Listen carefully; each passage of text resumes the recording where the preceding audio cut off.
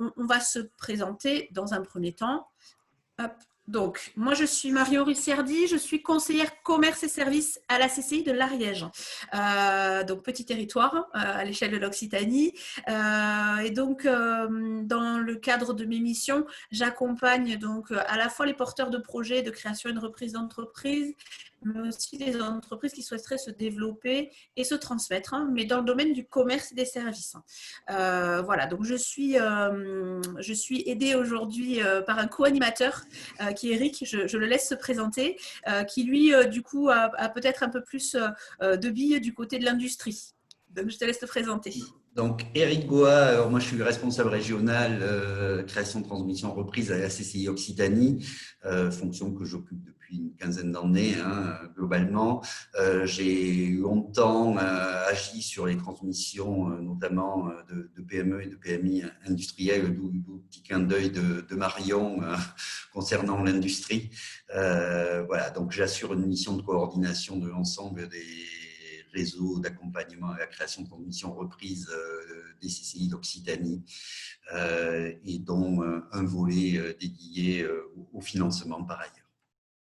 Voilà pour ce qui est de la présentation. Marion, je te repasse la parole et je te laisse. Allez, donc on va démarrer. Donc là, voici le sommaire de notre présentation d'aujourd'hui. Alors l'idée, dans les règles du jeu, ce que je ne vous avais pas précisé non plus, c'est qu'on va essayer de ne pas attendre la fin du webinaire pour laisser place à vos questions. Donc après chaque partie et sous-partie que vous avez à l'écran, on va avoir un temps de questions-réponses. Donc surtout, n'hésitez pas à les poser au fur et à mesure qu'elles vous viennent, parce qu'en effet, souvent, on a des thématiques qui sont bien spécifiques et qui peuvent être oubliées d'un instant à un autre. Donc, surtout, n'hésitez pas. Eric est en charge vraiment de m'interpeller si jamais vous avez des questions. Donc, au niveau du webinaire d'aujourd'hui, on l'a élaboré en partant du principe qu'en fait, un des enjeux clés aujourd'hui du fonctionnement d'une activité et qui vous permet de traverser la crise, c'est d'avoir du cash, donc de la trésorerie autrement dit. Donc l'idée c'est que en temps de crise, si on a de la trésorerie, on s'en sort. Si on n'en a pas, ça peut être très compliqué. Donc là, l'idée, c'est qu'on s'est dit qu'il y avait plusieurs moyens de pouvoir aller chercher du cash pour l'entreprise, à commencer par des moyens en interne au niveau de l'entreprise. Donc, le webinaire d'aujourd'hui a vraiment cette vocation-là de vous faire réfléchir à tous les moyens que vous pourriez trouver pour pouvoir trouver du cash en interne au niveau de votre entreprise, bon, sachant qu'on peut aussi aller mobiliser des acteurs externes. Alors, petit préambule. Par rapport à ces informations-là qu'on va vous donner, c'est que pour nous, augmentation de chiffre d'affaires ne veut pas dire systématiquement augmentation de trésorerie. Alors, Marion, permets-moi de te couper. Alors, je ne sais pas si c'est mon écran, mais tu es toujours sur la page préambule uniquement. Ah, oui, pardon. Défiler la page. Pardon.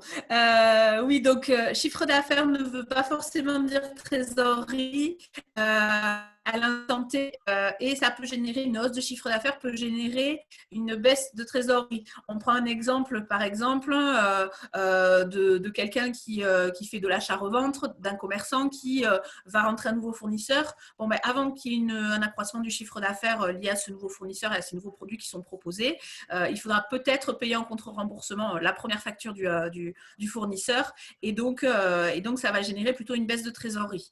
Inversement, une baisse de chiffre d'affaires peut entraîner de façon mécanique une augmentation de la trésorerie. Admettons, voilà, vous avez décidé de passer un peu moins de commandes, forcément à l'instant T, ça génère moins de sorties de trésorerie, et donc un meilleur compte en banque. Mais par contre, derrière, on a aussi la difficulté d'aller chercher le chiffre d'affaires. Voilà, donc ça, c'était un premier préalable qu'on voulait vous apporter. Et un second, c'est que dans tout ce qu'on va vous présenter, malheureusement, ça ne s'adresse pas à toutes les entreprises parce qu'il y a des moyens d'action, des leviers qu'on va vous présenter qui peuvent ne pas vous concerner. Dans le cas où vous êtes sur une entreprise de service, quand on vous parle de diminution de stock, par exemple, aucun intérêt pour vous parce que ce n'est pas le cas. Mais on a essayé vraiment d'être les plus exhaustifs possibles sur les solutions à apporter. N'hésitez pas à partager aussi vos expériences si jamais on a fait le tour et que vous estimez qu'il y a des choses qu'on n'a pas abordées parce que ça peut aider les autres aussi.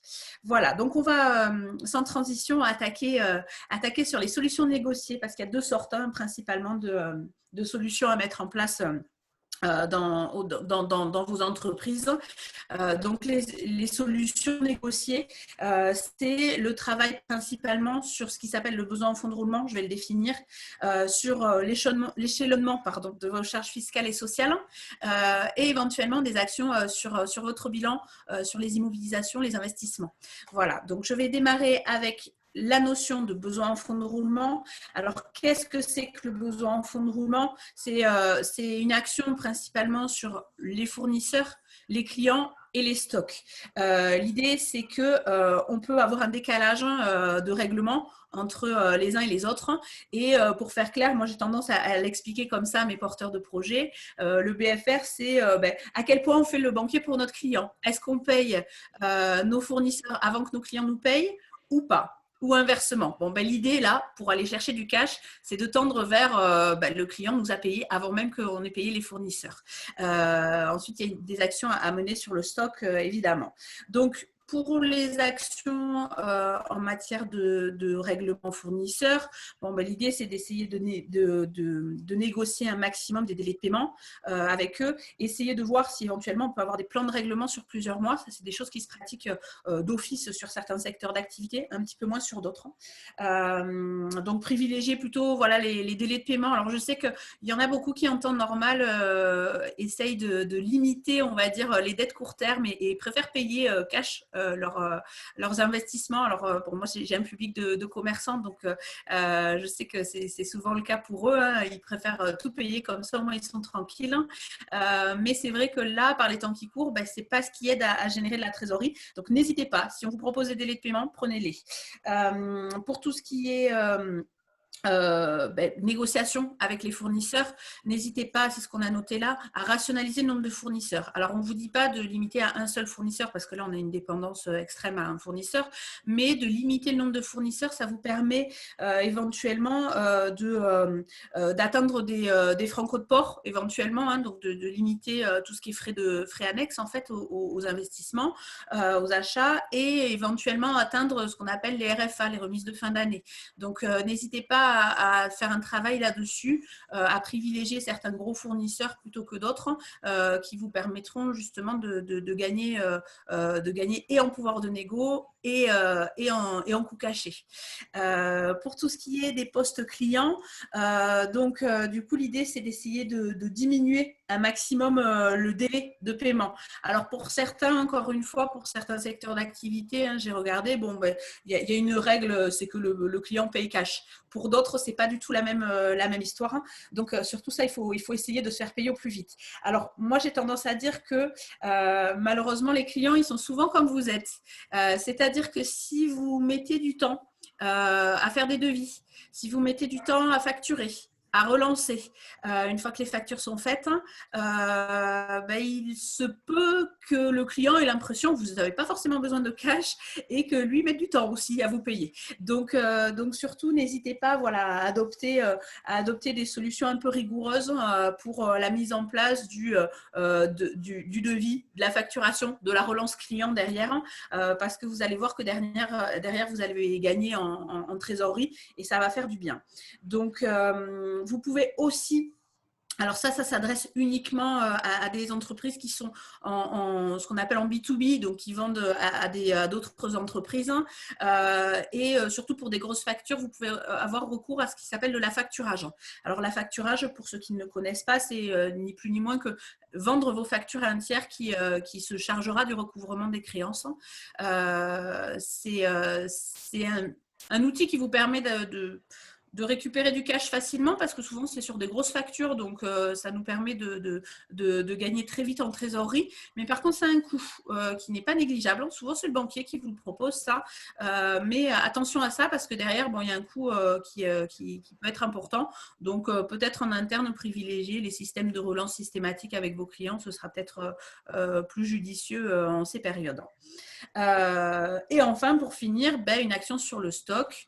Marion, excuse-moi de te couper, un petit point de précision sur toutes les entreprises qui sont sur des logiques de mission ou de chantier. Oui. Veiller à ce que les réceptions de chantier ou les fins de mission soient clairement formalisées de manière à pouvoir générer la facturation le plus rapidement possible. Oui, donc vraiment Le paiement du client est lié quelque part à une insatisfaction ou à une prestation pas complètement terminée. C'est la dernière pièce qui n'a pas été livrée, c'est le dernier coup de peinture qui n'a pas été donné et ça génère du coup chez le client une insatisfaction et il bloque du coup le paiement. Donc éviter ce genre de choses d'une part. Et sur cette question aussi du poste client, je pense qu'il faut que vous ayez aussi, dans une période qui peut être contrainte financièrement par certains clients, notamment dans les relations B2B, il faut que vous mettiez en place une veille aussi sur la santé de vos clients et notamment les clients qui pèsent lourd dans votre portefeuille. Pour la simple et bonne raison que si on a un incident de paiement avec ces clients-là, ça risque d'entraîner votre propre faillite. Donc, mettez en place des systèmes de veille, regardez les comptes qui sont publiés. Alors, c'est vrai qu'ils le sont de moins en moins. Hein. Déjà, toutes les entreprises n'ont pas l'obligation de les publier, mais essayez de par aussi votre réseau d'affaires, d'avoir des indicateurs off, entre guillemets, sur la santé de telle ou telle entreprise qui est votre cliente.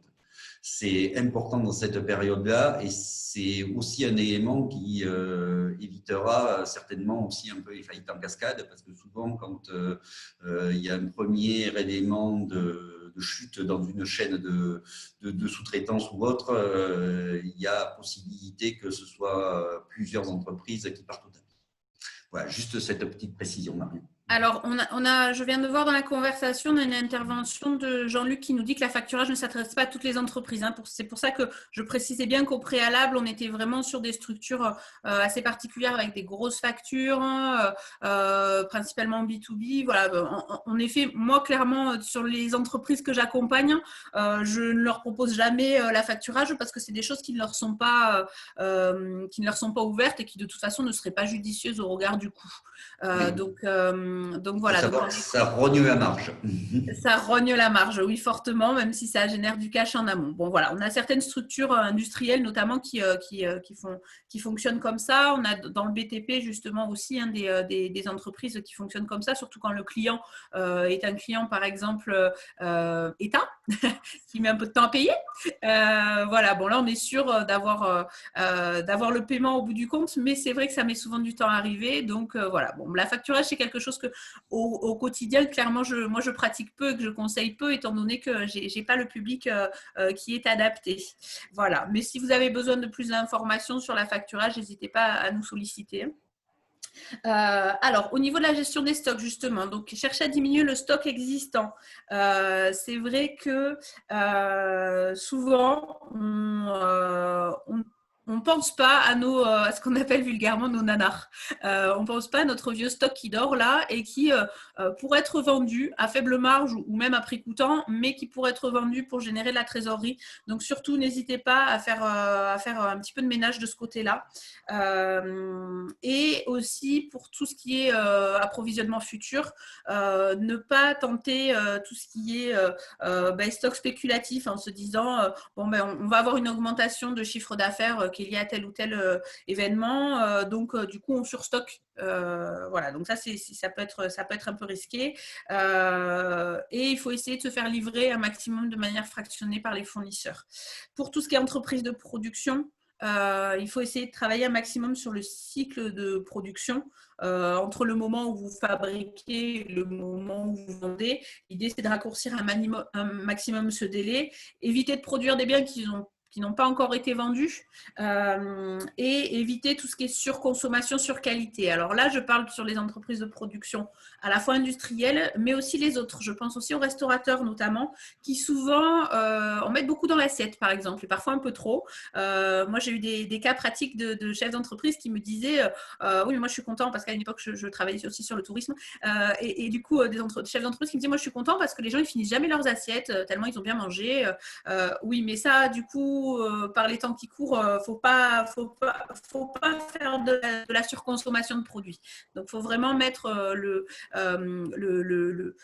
au plus juste ce qu'il y a dans l'assiette, au plus juste sur les produits transformés, le volume nécessaire de produits et surtout pas plus. Voilà. C'est Donc, valable également pour l'industrie, hein, où ouais. on doit rester dans des logiques de lean, hein, véritablement, c'est-à-dire de ne produire que des biens qui sont vendus et éviter du coup, les encours qui sont stockés et qui coûtent du coup cher à la fois en matière et en temps agent. Hein. Donc, ça fait partie des choses qu'il faut extrêmement bien maîtriser dans cette période de crise. Et autre chose sur les fournisseurs et donc sur la constitution des stocks, privilégier éventuellement le fractionnement des livraisons par vos fournisseurs de manière à avoir des décaissements progressifs, de manière à ne pas impacter votre trésorerie encore une fois et éviter un petit peu les stocks ce qu'on appelle spéculatifs, c'est-à-dire dans l'optique d'une augmentation de matières premières ou autre, on prévoit effectivement de stocker pour réduire ses coûts de production, sauf que ça a un impact trésorerie immédiat en règle générale. Donc aujourd'hui, il vaut mieux privilégier très clairement la trésor, quitte à sacrifier un petit peu la marge, même si la notion de marge reste particulièrement importante et on y reviendra là-dessus. Alors, on a quelques questions là, justement. Une question à laquelle tu vas pouvoir répondre, moi un peu moins. Avez-vous une notion de chiffre d'affaires minimal de facture pour faire de la facturage? En De fait, chiffre minimal, pardon, de facture. j'ai pas de chiffre minimal à donner, mais ça dépend surtout de la qualité du créancier, hein, notamment. En gros, plus le créancier risque de ne pas payer sa facture, plus ça va vous coûter cher. Mais je pense que là, l'idée, c'était de savoir à partir de quel montant de facture c'est intéressant de faire de la facturage. À partir de, est-ce que tu as des ordres de grandeur? Est-ce qu'il faut faire des factures à 100 000 euros pour que ce soit intéressant? Ou est-ce qu'à partir d'une facture à 2 000 euros, ça peut l'être? Ça peut être sur des montants assez faibles. Après, c'est effectivement le coût qui est impactant. On est sur des ordres de grandeur de 3, 5 ou 4% de prélèvement sur de la facturage. Donc, du coup, ça a un coût. Ça ne se justifie pas sur des grosses factures. Sur des Autre petites. question. Autre question, c'est est-il autorisé de vendre des vieux stocks à un prix inférieur au prix d'achat? Alors, la règle, c'est non. Sauf, parce qu'il y a toujours des cas d'exception, dans le cas où vous pratiquez une liquidation de stock. Alors, il y a plusieurs réglementations, possibilités de faire de la liquidation de stock dans le cadre de travaux, dans le cadre de transmission d'activités. Voilà, donc il y a des possibilités de le faire, mais c'est vrai que on est dans le cadre là d'une liquidation de stock, c'est quelque chose de très cadré. Ça vous implique de faire un inventaire en amont des produits, de faire une demande d'autorisation préalable auprès de la collectivité. Donc là, c'est la commune. À l'époque, c'était la préfecture qui s'en occupait. Et donc, du coup, c'est assez cadré. Donc, j'aurais tendance à dire en temps normal, non, sauf exception. Voilà. Et on a Marie Baudouara, donc une collègue qui nous dit qu'il faut surveiller, maîtriser ses marges. Ça va venir au cours du webinaire. Voilà. Ah, on a une question sur est-ce qu'il a enregistré le webinaire? Oui, le Oui. webinaire est enregistré. Allez, Il on va sera peut-être… visible sur YouTube. Voilà. On va Il y peut-être aura le lien. partir sur le prochain sujet. Hop, si mon diapo voilà, veut bien fonctionner. une action ou des actions sur tout ce qui est fiscal et social. Donc, l'idée, c'est d'essayer d'anticiper un maximum et de préparer un calendrier de ces principales charges fiscales.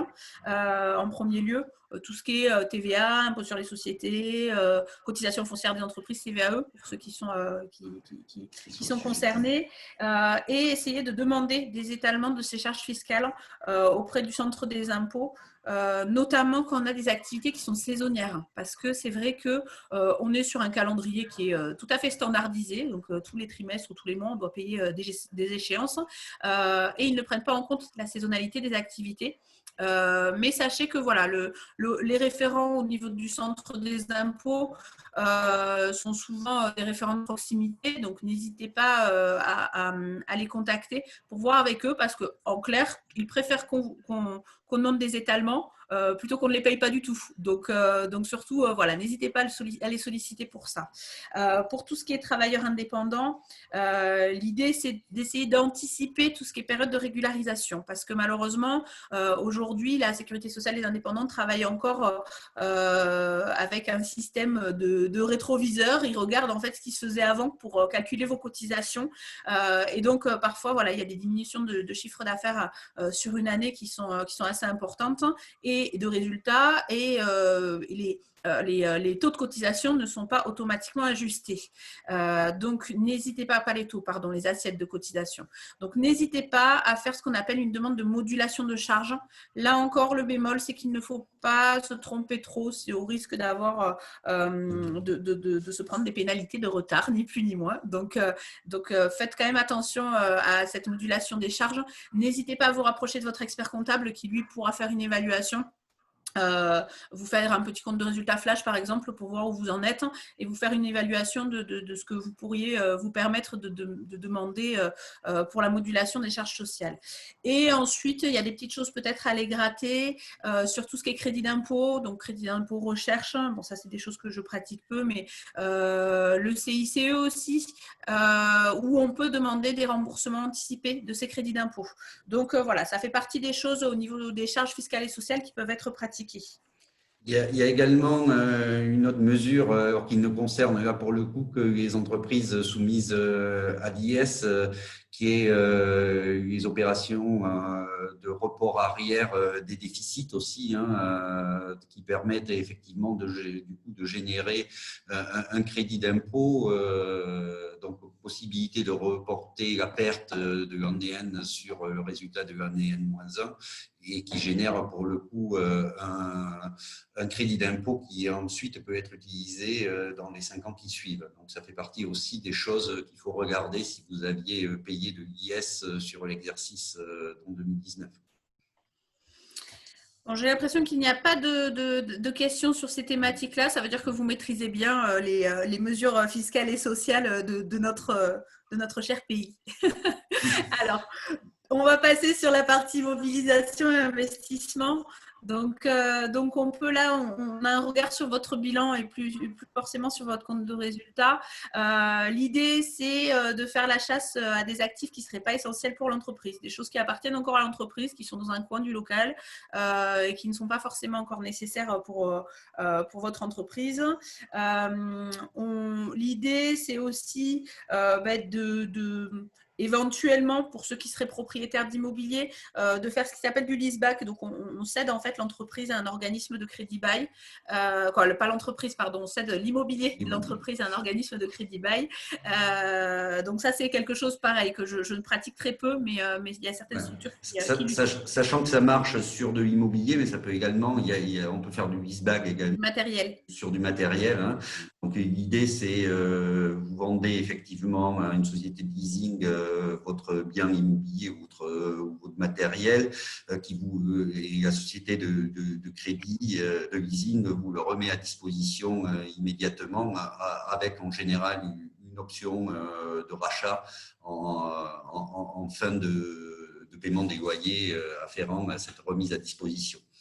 Donc, c'est des opérations. Alors, il faut bien sûr que l'immobilier soit à l'actif de l'entreprise pour faire ce genre d'opérations.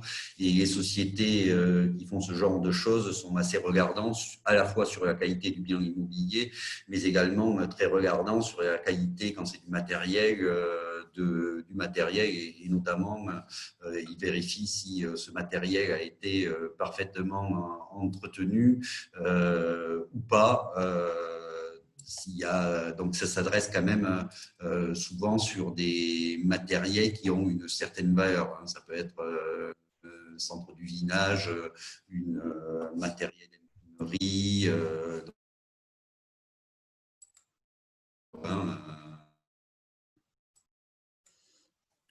Alors, on avait une question sur comment ça s'appelait. Ça Donc, peut être ce c'est genre le de choses. leaseback. Je le mets dans le… Voilà, je le mets dans Leaseback. ouais, dans le chat.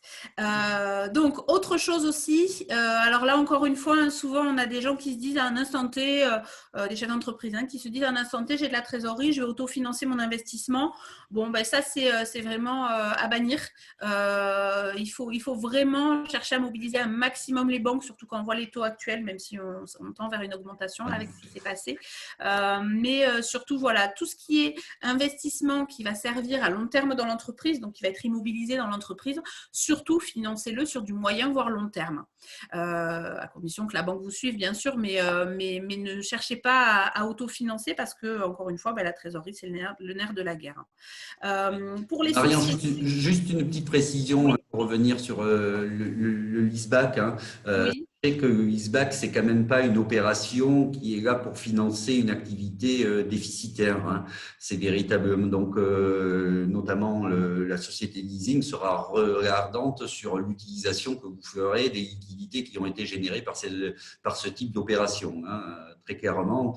Donc, en clair, il faut quand même que l'entreprise ne soit pas en très grande difficulté pour faire ce type d'opération et que son exploitation normale ait capacité à générer du revenu.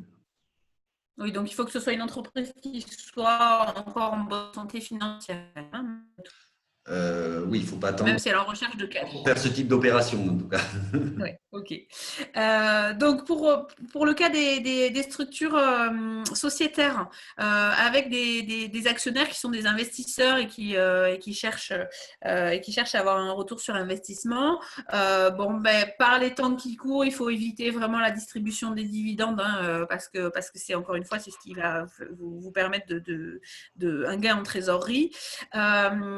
Ensuite, dans les choses qui sont un peu moins sympas à négocier, il y a tout ce qui est restructuration de la dette existante. Hein. Donc, si vous avez déjà plusieurs petits prêts, n'hésitez pas à essayer de voir avec votre banquier si on ne peut pas faire une dette de restructuration, un prêt de restructuration qui vous permet d'étaler quand même une dette jusqu'à 10 ans. Ça vous permet d'avoir un petit gain en remboursement d'annuité et de souffler un petit peu par rapport à ça. Donc, ça, n'hésitez pas. Sachez quand même on a généralement un rallongement du délai de remboursement, donc on a quand même aussi un renchérissement du coût du crédit. Hein, donc ça, il ne faut pas ignorer non plus. Alors, on avait une intervention par rapport au leaseback d'un chef d'entreprise, je pense, qui nous dit qu'il le pratique et qu'il regarde en détail le bilan. Donc, en effet, il regarde la bonne santé financière de l'entreprise. Hein. Oui. Et donc, pour terminer… du cash, qu'est-ce qu'on va faire de ce cash derrière le but étant pas, encore une fois, de combler une exploitation déficitaire. En dernier lieu, donc dans les choses, si toutes les solutions là, en termes de solutions négociées ne vous ont pas permis de générer suffisamment de cash, on va voir qu'il y a d'autres solutions, des solutions économiques à mettre en place. Hein. Mais il y a aussi la possibilité de recourir à ce qui s'appelle un mandat ad hoc. Alors le mandat ad hoc, c'est mis en place par le tribunal de commerce. C'est quand vous êtes en amont de ce qu'on appelle la situation de cessation de paiement. Hein. C'est quand vous avez quand même encore la possibilité de payer vos créances, mais que vous sentez les difficultés arriver. Vous avez la possibilité donc de faire appel à un mandataire ad hoc qui va être en charge qui va être nommé donc par le tribunal de commerce et qui va être en charge de négocier pour vous avec vos créanciers des échelonnements de dettes. Voilà, donc ça, on a fait une petite aparté là-dessus. C'est vrai que pour nous, c'est une solution à mettre en place à partir du moment où vous avez éclusé toutes les autres solutions qui pouvaient être gérées. Alors, est-ce qu'on a On des reste dans interventions? une procédure amiable dans le mandat. Donc, Oui. euh, On n'est pas dans la procédure de sauvegarde ou dans la procédure de redressement. On est encore dans de l'amiable, donc ça veut dire que le créancier peut refuser la proposition. alors, généralement, plus l'engagement des banques, notamment, est important, plus effectivement, ça invite à une négociation, une potentielle négociation. Souvent, c'est le cas. C'est tout perdre pour le banquier ou négocier, quoi, un peu. Donc, Bon, pas donc perdre la on en a connexion. fini avec les solutions négociées. On va parler maintenant des solutions économiques. Donc c'est là où on va, pour Marie, c'est là où on va travailler sur, notamment sur les marges. Donc là, en premier lieu, voilà, hein, l'idée c'est d'essayer de travailler sur vos marges, sur votre chiffre d'affaires. Alors je sais que ça vient un petit peu en décalage avec ce que j'ai dit par rapport au fait de vendre du stock à prix coûtant. Mais c'est vrai que voilà, il faut avoir deux regards différents, hein. Le premier, c'est sur le stock qui a tendance à tourner automatiquement, bon, ben, celui-ci, il faut vraiment faire attention à ses marges.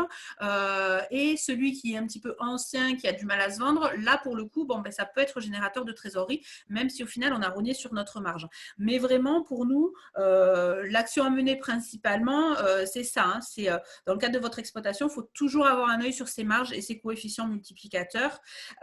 Donc, moi, ce que j'ai tendance à dire, c'est quand même de faire attention au niveau des annonces fournisseurs, parce que souvent, les fournisseurs, ils vous parlent de taux de marge, ils vous parlent de coefficients, mais ils ne prennent pas en compte les frais annexes, comme les frais de port, par exemple, comme tout ce qui est colisage, conditionnement obligatoire, etc. Donc, surtout, regardez tout ce qu'il en est, parce que souvent, voilà, ils vous annoncent des prix avec des coefs sur 100 unités, par exemple. Sauf que peut-être que vous aurez besoin que de 10 unités, il n'y a pas forcément besoin d'aller chercher plus. Donc, attention à ça. Autre chose qu'on a pu remarquer donc de l'époque où j'étais aussi sur les activités de restauration, il y a certains fournisseurs qui peuvent être des petits malins et qui vous annoncent un poids qui n'est pas forcément le poids que vous pesez à réception. Donc, par exemple, votre côte de bœuf là, qui est annoncée à 300 grammes sur le papier, n'hésitez pas, tant pis, à repeser une fois que vous réceptionnez et puis ensuite à aller renégocier avec le fournisseur si jamais le poids annoncé n'est pas le poids réel. Voilà, c'est des petites, là pour le coup, on est sur des petits détails, mais qui à la fin du mois peuvent quand même faire mouche. Donc voilà, vérifiez surtout vos marges. Ensuite, pour le chiffre d'affaires, l'idée c'est d'essayer de mettre en place des actions commerciales. Bon, donc du coup, je reviens sur le déstockage de tout à l'heure, mettre en place des ventes privées, ça c'est vrai que les clients aiment bien. Tout ce qui est notion de vente au déballage aussi. Alors ça, je vous invite à aller regarder pour ceux qui sont sur des activités commerciales. Du côté des animations, des unions commerciales, des collectivités type PCI qui peuvent mettre en place organiser des braderies à certains moments de l'année. Donc, n'hésitez pas à vous renseigner par rapport à tout ça. Faire des systèmes de fidélisation de votre clientèle avec des remises. Ça, c'est vrai que c'est des choses qui plaisent. Et surtout, exploiter un maximum votre fichier client. Alors ça, on a encore trop d'entreprises aujourd'hui qui ont un fichier client, mais qui ne l'exploitent pas du tout. Donc, aujourd'hui, on a quand même, en termes de communication, on a quand même un outil qui est extraordinaire. On s'en est rendu compte pendant le confinement, qui est le numérique, et qui vous permet d'aller toucher un grand nombre de clients actuels, mais aussi des clients futurs. Donc, surtout, ne sous-estimez pas ça. Alors, ce qu'il faut savoir, c'est que nous, au sein de chaque chambre de commerce territoriale, on a des conseillers numériques qui peuvent être à votre disposition pour vous accompagner, vous aider à monter en puissance sur ces éléments-là. Donc, n'hésitez pas surtout à vous rapprocher des uns des autres, parce que vous voyez, même la CCI Ariège, petite CCI, a une conseillère numérique. Voilà. Et enfin, il y a tout un volet sur tout ce qui est vérification de la satisfaction de vos clients, parce que c'est vrai que des fois on oublie d'aller leur demander comment ça s'est passé, et parfois on a des clients qui ne reviennent pas, on ne sait pas pourquoi. Donc déjà, s'ils ont été satisfaits, ils vont être contents qu'on les sollicite, et s'ils ne l'ont pas été, au moins ça permettra de limiter leur insatisfaction. Donc n'hésitez pas à les solliciter, à les mobiliser, parce que parfois vous n'êtes pas le seul à la barre, vous avez des salariés qui peuvent parfois, par des intérêts, des engagements autre raison, avoir produit une insatisfaction. Alors, c'est vrai qu'on en avait discuté avec Eric aussi, hein, par exemple dans le bâtiment aussi, hein, en termes de fin de chantier, quand on a des dates, des deadlines en termes de dates pour fournir les chantiers, parfois la fin des chantiers est un peu bâclée. Donc voilà, tout ça, il faut surtout vérifier ça parce que c'est pas quantifiable à l'instant T sur votre chiffre d'affaires, parce que le chiffre d'affaires est rentré, le client aura certainement payé. Mais par contre, c'est une perte pour plus tard et ça crée un déficit en termes de notoriété. Sachant Voilà. Et ensuite, oui. acquérir, acquérir un client, ça a un coût.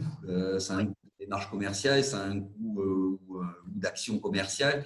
Et il y avait une stat qui disait qu'en gros, ça coûte 4 fois plus cher d'acquérir un nouveau client que d'exploiter un client existant, quoi. Voilà, donc c'est des coûts quelque part un peu cachés. On perd un client, c'est pas très grave. On perd 2 clients, c'est pas très grave. Mais si au final ça l'est, parce que ça va redemander un effort commercial pour aller reconquérir une nouvelle clientèle. Donc cet effort commercial, il est lui-même consommateur de cash. Donc, dernier point, c'est ça va avec la satisfaction client aussi, hein, parce que l'idée, c'est d'interroger aussi ses clients, c'est ne pas se priver d'aller rechercher de nouvelles opportunités malgré tout. C'est pas parce qu'aujourd'hui, on est sur une activité qui est un petit peu complexe, là, un fonctionnement qui est un peu complexe du fait du Covid, qu'on ne peut pas réfléchir à de nouvelles solutions pour le futur, de nouvelles opportunités. Donc, n'hésitez pas à être à l'écoute de vos clients, de vos fournisseurs, qui peuvent aussi vous apporter aussi des solutions éventuellement, hein. Donc n'hésitez pas à continuer à avoir les œillères bien ouvertes pour pouvoir aller chercher des opportunités nouvelles, parce que malgré tout, on l'a vu pendant la crise, hein, il y a certaines choses qui sont positives qui ont pu sortir, et de nouveaux produits, de nouveaux services qui n'étaient pas développés jusque-là. Donc, on en a terminé sur le travail sur les marges et le chiffre d'affaires. Alors, j'ai une question sur le coût de l'intervention d'un mandataire dans le cadre d'un mandat ad hoc. C'est pas donné de mémoire, mais j'ai pas de chiffre exact à donner. Ça dépend du chiffre d'affaires de l'entreprise, il me semble. Dépend, oui, c'est en fait des choses qui sont bordées par une réglementation qui est un paiement de mémoire à l'acte accompli, mais je ne veux pas vous dire de bêtises. On vous donnera la réponse et on vous enverra la réponse à la question a posteriori. Plutôt que de vous dire une bêtise, on vous fiabilisera l'information en retour sur les quelques questions. Alors, je n'ai plus accès à la conversation, j'ai juste un petit… Mais c'est pour ça que c'est pas plus mal si, voilà, si. Donc, J'ai une autre question, question piège, hein. C'est quoi, question piège, question complexe, on va dire, sur la légalité des ventes privées, notamment avant les périodes de solde. Alors, en effet, les ventes privées, il faut que ce soit quand même limité dans le temps, limité à votre clientèle existante. Voilà, le principe des ventes privées, c'est que c'est pour votre fichier client actuel. On ne peut pas aller chercher faire de la vente privée comme si on faisait de la solde. Et donc, c'est quand même assez contraignant, assez réglementé. Donc ça, c'est vrai que voilà, il faut quand même vérifier qu'on est dans la légalité dans ce qu'on fait par rapport aux ventes privées. Donc, j'ai eu un retour de Candy Briand qui avait posé la question du mandat ad hoc. Merci quand même, c'est juste qu'il faut bien l'évaluer en amont, car si le créancier derrière refuse l'étalement de la dette, c'est perdu. En effet, le mandataire ad hoc, il prend ses honoraires, qu'il réussisse ou pas. Voilà. Donc, c'est un petit peu comme un liquidateur ou un liquidateur judiciaire qui va se servir malgré tout qu'il ait réussi à récupérer la totalité des créances ou pas, hein. Donc, en effet, c'est quelque chose qui se calcule et c'est pour ça qu'on dit qu'il faut que ça vienne en dernier recours parce que dans tous les cas, c'est pas très sympa à mettre en place, hein. Ça veut dire que on part un petit peu du principe que vous n'avez pas réussi par vous-même à négocier tous les étalements de dette. Donc, c'est quand même pas un très bon signe à donner à vos fournisseurs, à vos créanciers. Hop. Alors, la gestion des charges fixes. Alors là, on est toujours sur votre compte de résultat. On disait qu'on travaillait en amont sur tout ce qui était chiffre d'affaires et marge, donc tout ce qui est en haut de votre compte de résultat sur vos produits.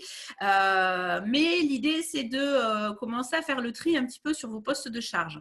Alors très souvent, on se retrouve face à des entreprises qui ont un assureur qui est devenu un ami, un banquier avec qui il a de très bonnes relations, un expert comptable, idem.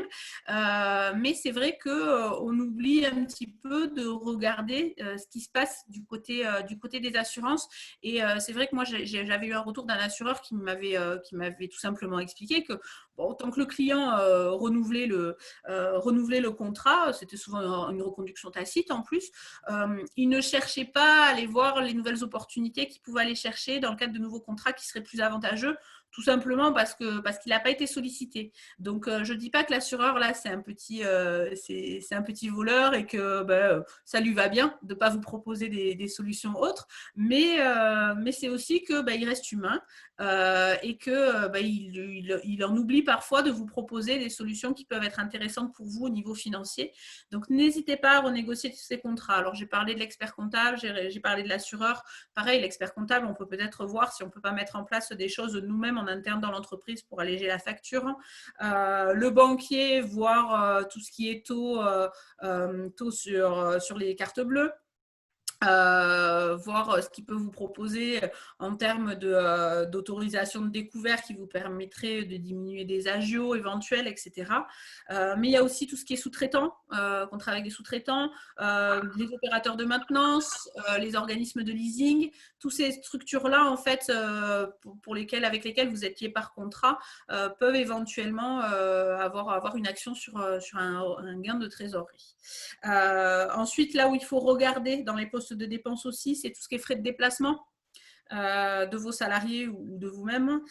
Tout ce qui est, on l'a évoqué, hein, les autres postes de sous-traitance, hein, tout ce qui est frais de téléphonie, d'informatique, hein, ça c'est des solutions qui évoluent très vite, hein, avec de nouveaux acteurs entrants qui peuvent aussi intervenir à des coûts plus intéressants. Donc n'hésitez pas à faire le tour aussi. Tout ce qui est honoraires divers, hein, alors là tout à l'heure on a parlé de l'expert comptable, mais ça peut être aussi des honoraires juridiques, hein, par exemple. Les fournitures administratives, hein, parfois, au final, on se rend compte qu'on achète des choses dont on n'a pas forcément besoin au niveau des fournitures administratives. Et enfin, tout ce qui est énergie. Alors ça, c'est vrai que c'est un poste sur lequel on travaille souvent dans certains des secteurs d'activité qu'on accompagne parce qu'on se rend compte qu'ils peuvent représenter un gros poste de charge. Donc là, pareil, n'hésitez pas. On a souvent des conseillers référents qui peuvent vous aider à aller traquer un petit peu les coûts énergétiques. Donc, n'hésitez pas à vous rapprocher des chambres de commerce pour qu'on vous accompagne sur cette thématique-là. Alors, Marion, il y a un poste sur lequel on a tendance à rogner. C'était ce que j'allais dire justement, mais je te laisse Voilà. l'expliquer. En premier lieu, qui est le poste lié effectivement à la communication, sachant qu'on est dans une stratégie quand même où il faut maintenir le volume de clients, voire aller en chercher de nouveaux. Donc, c'est souvent contre-productif. Alors, c'est souvent un poste qui est facile effectivement à couper, mais qui n'est pas forcément opportun à couper. Voilà, donc juste cette petite précision. Oui, voilà, il faut pas rogner sur ces postes absolument. Voilà. Allez-y avec parcimonie. Nous, c'est vrai qu'on y veille fortement tant en création qu'en développement parce qu'on part du principe que derrière, il peut y avoir un retour sur investissement qui est vraiment intéressant.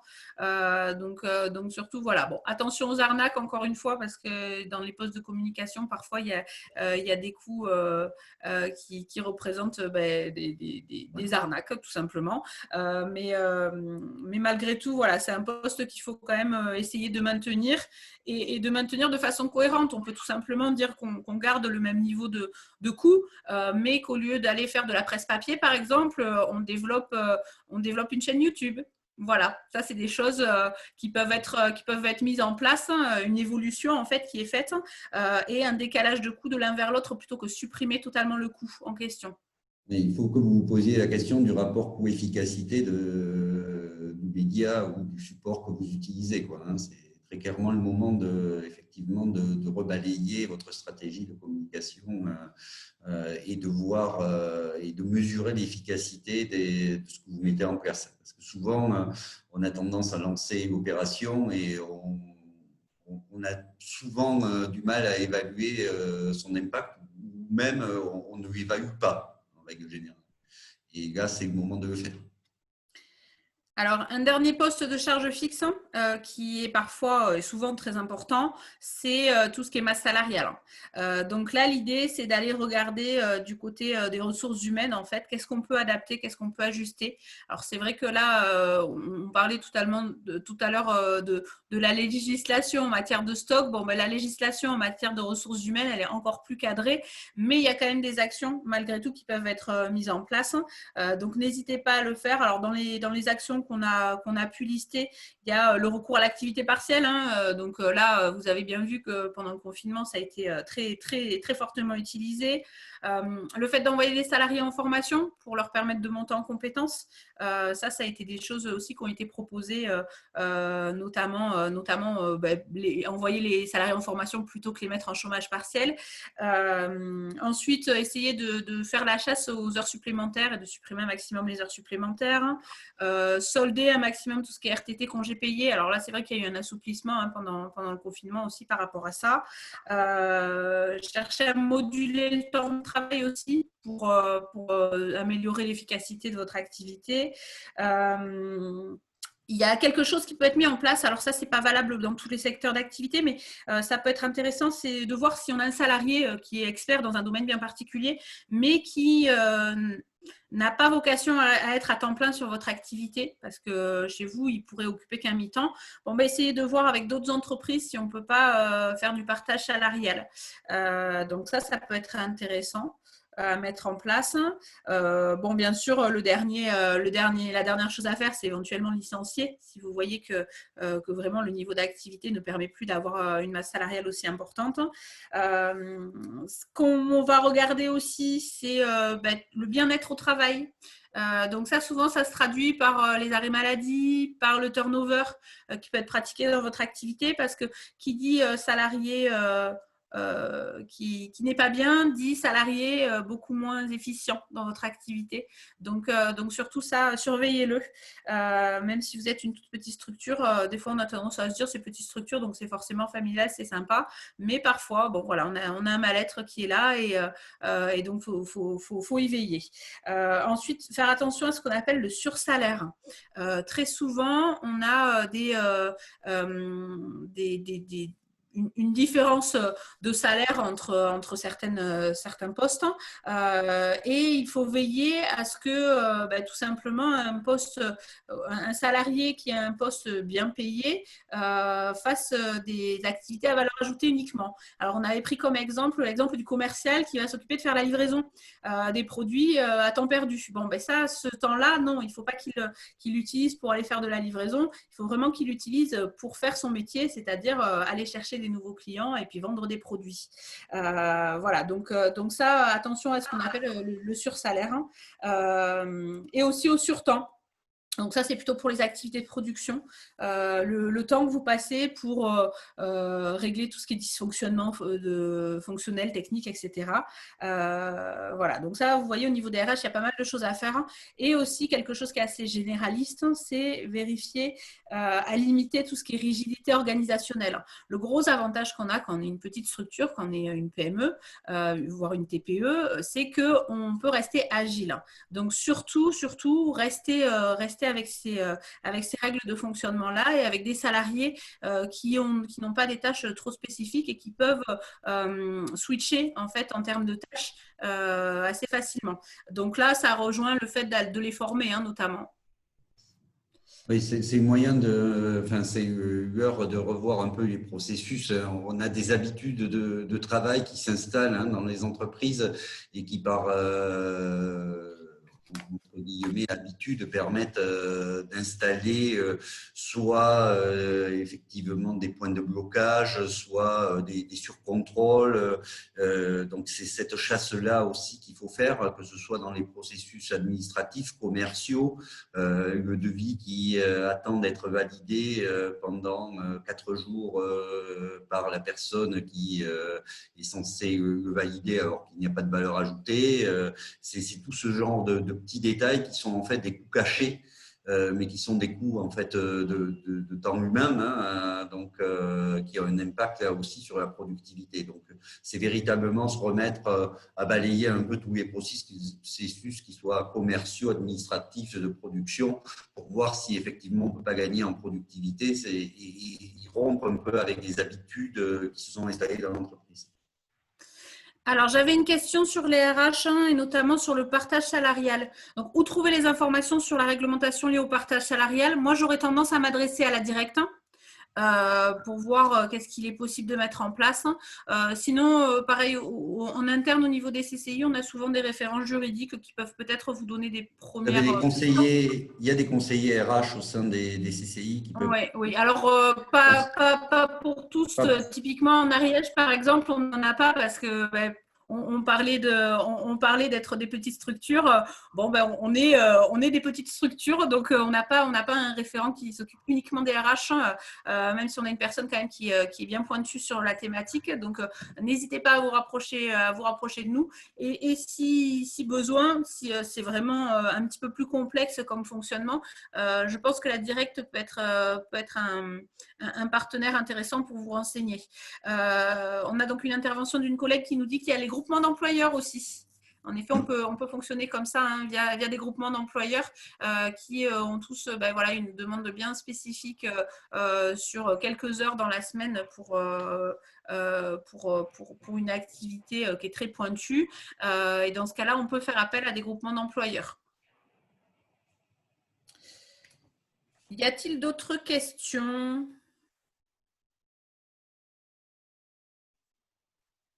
Bon. Alors, je ne sais pas si on n'a pas perdu Eric. Eric, tu nous entends? Je vous entends, mais j'ai un sablier qui tourne depuis une bonne demi-heure. Oui, parce que tu pas du tout la conversation. Tu es figé, en plus, tu n'es pas en train de sourire, donc c'est pas sympa. Bon. Mince. Bon, donc on va… Non, mais je ne sais pas ce qui se passe. On va en profiter du coup pour conclure si tout le monde a pu poser ses questions, mais n'hésitez pas encore une fois à nous reposer des questions avant, après. Vous aurez nos adresses mail puisqu'on vous envoie les supports à la fin, donc n'hésitez pas. Donc, au niveau de la conclusion, on va en profiter pour vous faire passer le petit sondage justement. Donc là, c'est Marie qui va s'occuper de faire apparaître le sondage parce que moi, je n'ai pas la main. Donc le petit sondage par rapport à ça, et j'en profite pour continuer par rapport à ma conclusion. Donc l'idée, voilà, c'est que toutes les actions là qu'on a évoquées, alors vous avez vu, on n'a pas été forcément exhaustif puisque vous nous avez fait partager aussi quelques informations complémentaires, mais l'idée, c'est que toutes ces actions permettent de générer un accroissement plus ou moins rapide de votre trésorerie, mais c'est des actions qui sont à piloter. Alors, on vous a mis en conclusion un petit indicateur qui s'appelle le burn rate, qui vous permet en gros de voir le nombre de jours pendant lequel l'entreprise peut être indépendante en termes de trésorerie sans avoir à se refinancer. Donc, il y a un exemple qui a été trouvé là sur un trimestre. On a une trésorerie de départ qui est quand même de 50 000 euros, avec des dépenses de 30 000, donc 90 000 euros sur le trimestre. L'idée, c'est que si on encaisse 20 000 euros par mois, donc 60 000 euros sur le trimestre, hein, donc ça fait 20 000 euros x 3, on a 10 000 euros de plus, on va dire, par mois. Et donc, en gros, avec nos par mois. Et donc, en gros, avec nos 50 000 euros qu'on a de trésorerie de départ, on a, dans les 5 mois, on va avoir des difficultés de trésorerie. Donc là, vous voyez, l'idée, c'est de se projeter et de se dire, bon, mais dans 5 mois, qu'est-ce que je fais? Et donc, c'est pour ça que nous, on insiste fortement sur l'anticipation et sur la nécessité d'avoir ce qu'on appelle un tableau de bord. C'est pour ça qu'on vous a renvoyé dès le début de notre webinaire sur le second qui aura lieu dans une semaine, le 10 juillet, à la même heure, pour tout ce qui est notion de tableau de bord, parce qu'à notre sens, c'est nécessaire de piloter tout ça en amont, même si voilà, vous avez mené tout un ensemble d'actions là, à l'instant T pour gagner en trésorerie. La trésorerie, on sait bien que ça fluctue, que ça peut disparaître et fondre très vite. Donc, surtout, il faut anticiper tout ça pour pouvoir aussi vous permettre d'avoir des moyens d'action plus rapides auprès de différents partenaires, notamment les banques. Donc, voilà, je pense que j'en ai terminé. Je ne sais pas si le sondage est apparu. Attendez. Je vais peut-être en profiter pour regarder si… Problème de Zoom, pas très fiable et pas très sûr. Bon, a priori, c'est pour ça que tu… Bon, écoutez, nous, on a fait le choix de Zoom. Je vous avoue qu'on se posait la question sur plusieurs outils. Bon, au final, Zoom, on n'était pas trop insatisfait jusque-là. Donc, on a Madame Morata Muriel qui nous dit un grand merci aux deux intervenants pour la qualité du discours et les pistes de réflexion apportées. Merci à vous. N'hésitez pas, encore une fois, hein, les CCI territoriales, on est vraiment disponible. On est là, on est sur le terrain. On était sur le pont pendant le confinement, on le reste. Bon, alors, moi, plus pour très longtemps, puisque du coup, je vais partir pouponner d'ici quelques jours. Mais je reviendrai en 2021 pour vous accompagner sans souci. À mon échelle, encore une fois, moi, j'accompagne vraiment les commerces et les services, mais je suis entourée d'une équipe au top qui peut vous accompagner à la fois si vous êtes industrie, si vous êtes dans le domaine des cafés, hôtels, restaurants. Donc, n'hésitez pas surtout à nous solliciter. On est là pour vous aider au mieux. Et vous avez bien vu, si on ne peut pas vous répondre à vos questions, parce qu'on n'est pas expert dans le domaine, on est un peu des médecins généralistes, nous, quelque part. Hein. Si on ne peut pas répondre bien spécifiquement à vos questions, dans tous les cas, on vous renverra vers un interlocuteur qui pourra le faire pour nous. Et sinon, on peut éventuellement, nous, essayer de vous proposer des solutions en interne. Voilà, donc surtout, n'hésitez pas, on est vraiment des référents de terrain. N'hésitez pas à nous contacter si nécessaire. Oui, quand on va vous envoyer le support, en fait, ça sera le référent local hein, de votre CCI qui va vous l'adresser. Donc, vous aurez un contact avec un conseiller de chacune des CCI territoriales de la région, hein, donc de manière à ce que vous puissiez le solliciter si besoin. J'ai une félicitation pour la future maman. C'est gentil, merci. Mérité. Oui, parce que là, vous m'avez fait mettre… J'ai été sur le pont jusqu'au dernier moment. Bon, très bien. Écoutez, on va vous laisser commencer à aller chercher du cash. Hein. Voilà, et n'hésitez pas surtout à revenir vers nous si vous avez eu de bonnes expériences suite à ça, parce que voilà, le partage fait toujours du bien. Le partage de bonnes expériences fait toujours du bien. Donc, n'hésitez pas à nous le dire aussi. On n'a plus qu'à vous souhaiter une excellente fin de journée et à vous dire, pour ceux qui le souhaitent, à la semaine prochaine. Lundi prochain, oui. Merci à toutes et à tous.